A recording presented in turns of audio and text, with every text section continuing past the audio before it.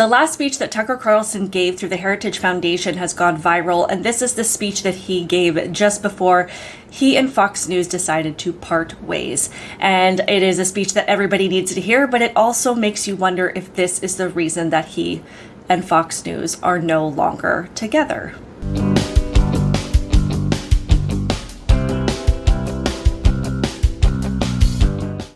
Welcome to my channel, Outspoken Samantha. If you are new here, welcome. Be sure to hit that subscribe button. And if you're returning, welcome back. I appreciate your continued support, and I hope that you will subscribe as well. So the speech that Tucker Carlson gave through the Heritage Foundation just a few days ago, it's about 30 minutes long, but it is so worth listening to the whole thing. So I will leave a link in the description box below so you can click on it and listen to all of it.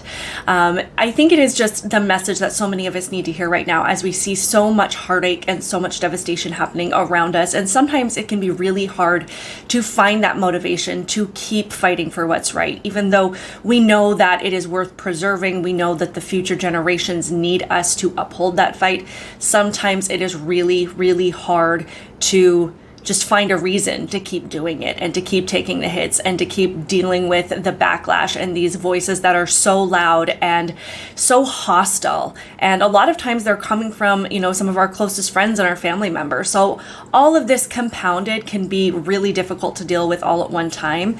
And like I said, it can make it feel like, is it even worth it? And that experience is something that Tucker started his speech out on, in that, he understands how hard it is to see, the lies and the manipulation and the heartache just grip some of the closest people in our lives and what that's like.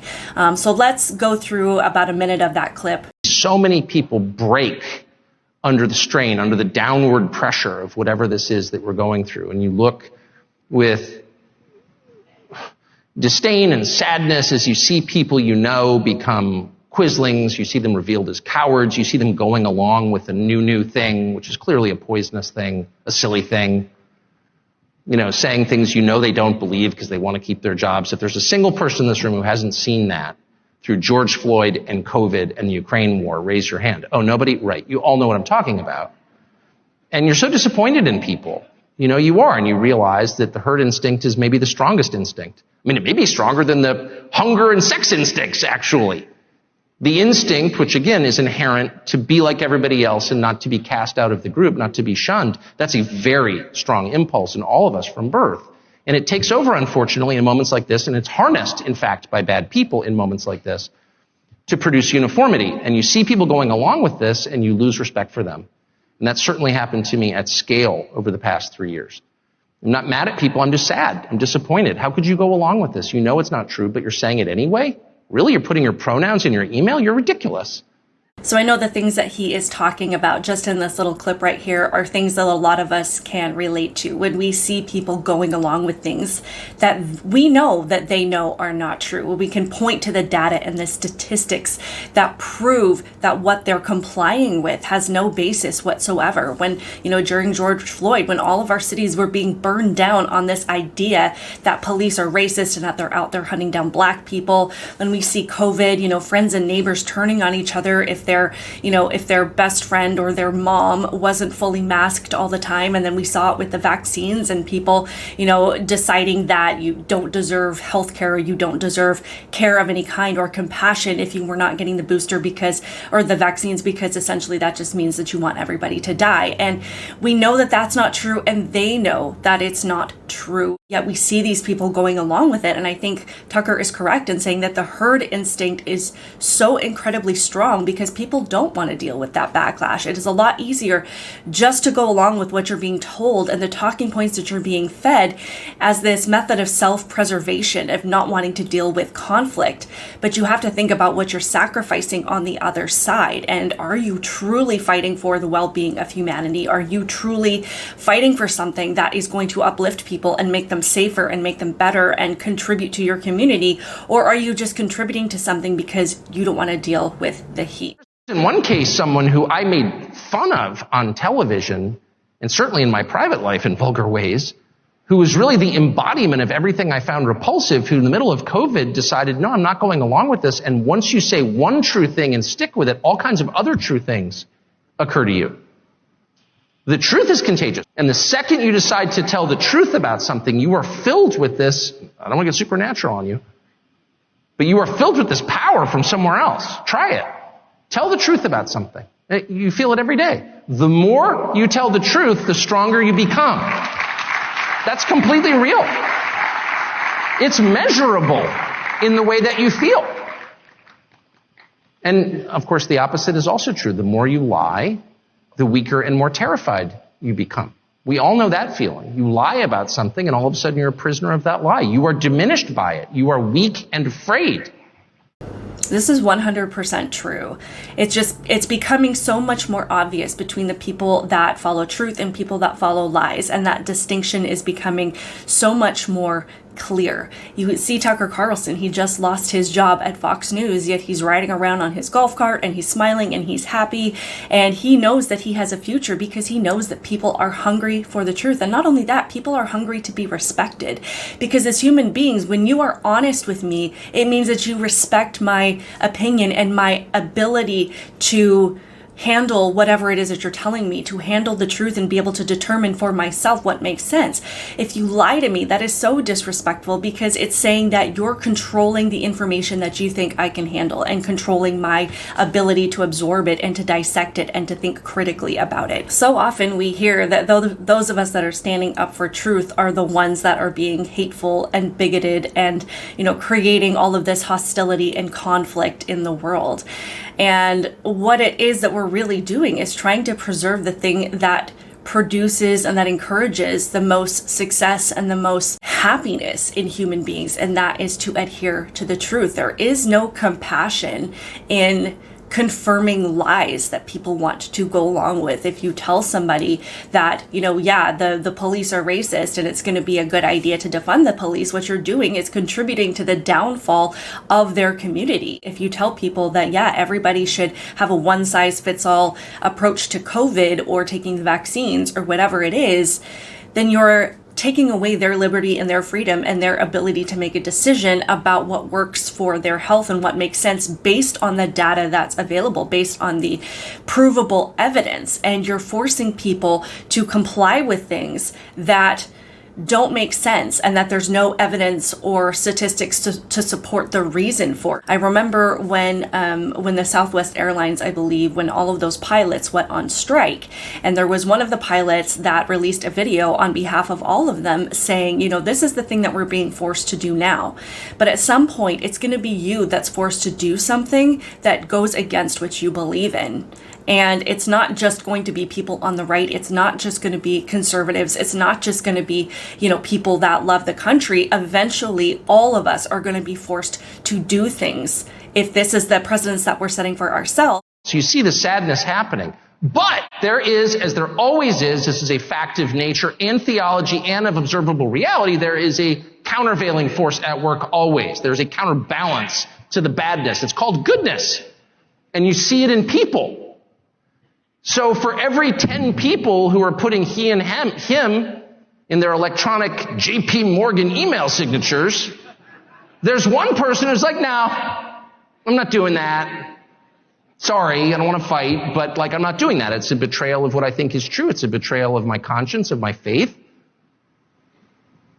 of my sense of myself, of my dignity as a human being, of my autonomy. I am not a slave. I am a free citizen, and I'm not doing that. And there's nothing you can do to me to make me do it. And I hope it won't come to that. But if it does come to that, here I am. And you see just such a stark difference between what the truth does to people versus what lies do to people. If you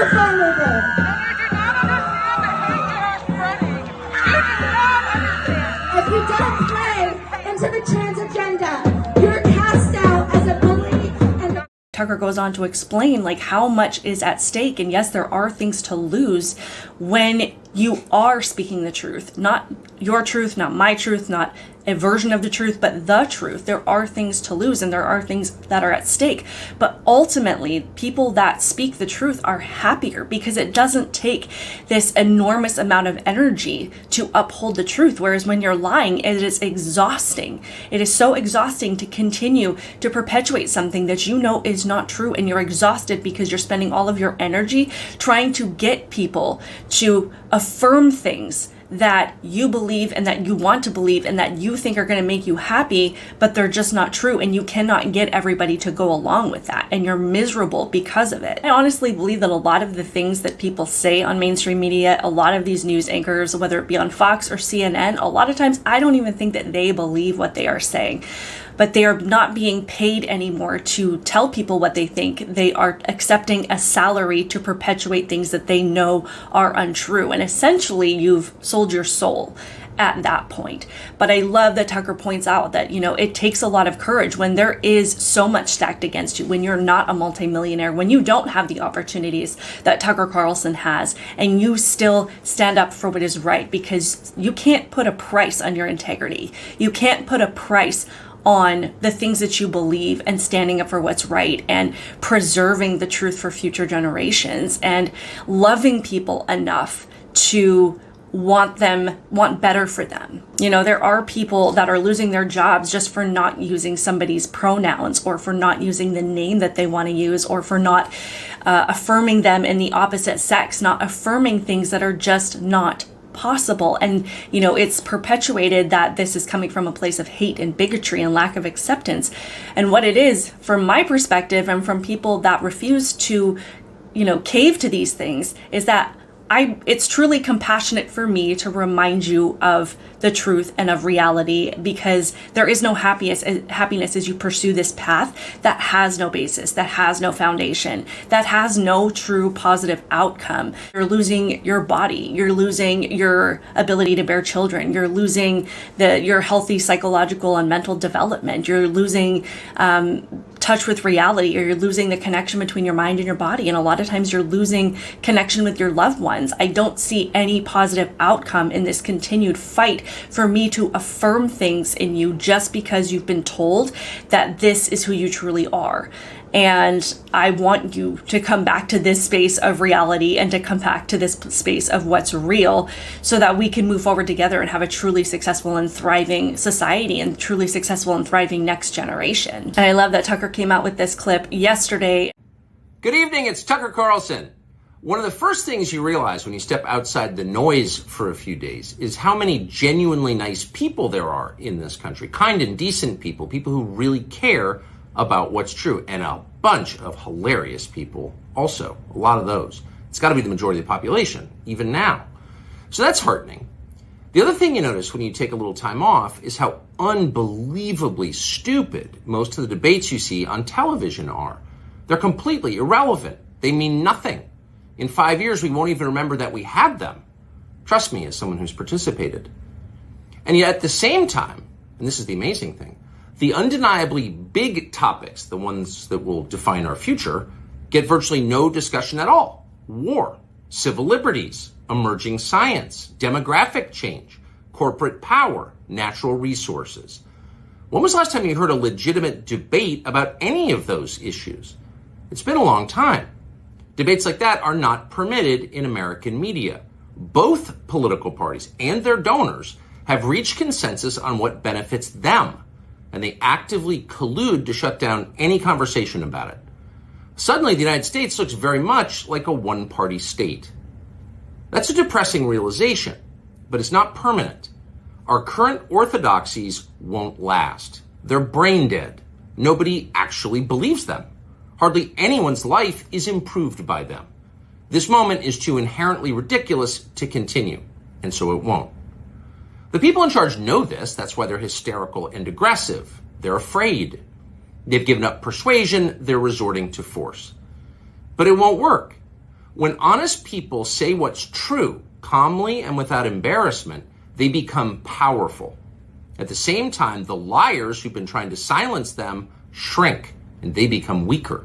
That's the iron law of the universe. True things prevail. Where can you still find Americans saying true things? There aren't many places left, but there are some, and that's enough. As long as you can hear the words, there is hope. See you soon. When Joe Biden got up there and said the other day that there's no such thing as somebody else's child, essentially they're all our children. And I understand in the context that he was speaking that he's leading people to believe that it's all teachers' responsibility to meet the needs that, students might not have being met at home, or to not ignore the needs of a child just because they're not biologically theirs. But ultimately, it is to push this message that children are to be raised by the state and by the government. But when I look at what the government is doing and their agenda and how much people are being torn down by being told things that are not true, that is so much more confirmation to me that we need to remember the facts, that we need to get back to being willing to stand up for what's right, because not only do we depend on it, our health and our success and our well-being, but our children. If you look at what's happening in these cities and in these, our major cities that look like third world countries right now, because people are just being pulled into utter despair, yet from the White House, we're being told that things are fine. When you look at what's happening with the skyrocketing crime rates, yet from the White House, we're being told that everybody is thriving and successful, and Joe Biden puts out a campaign message that his work isn't done. You see that what lies are doing to our country and doing to our society and doing to our communities. And this is not a plug for the Republican Party or for left or right. It's just a matter of, can we continue to rely on what's real and how important that is and how truly compassionate that is? So let me know your thoughts on this in the comments below. Please like this video, share it with others, subscribe to my channel on Rumble and on YouTube, and I will see you in the next one.